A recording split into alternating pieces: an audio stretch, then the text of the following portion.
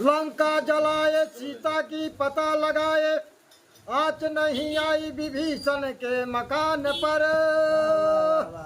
अशक्ति लगी जब लक्ष्मण को तो संजनी लाए पर्वत से खेत उखाड़ कर।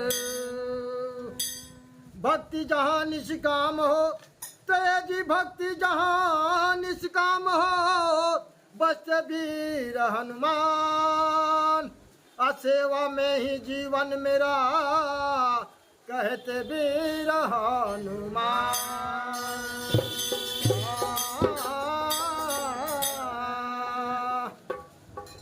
ना स्वर है न सर गम है, ना स्वर है न सर गम है, ना लेना तराना है। हनुमान के चरणों में एक फूल चढ़ाना है। हनुमान के चरणों में एक फूल चढ़ाना है।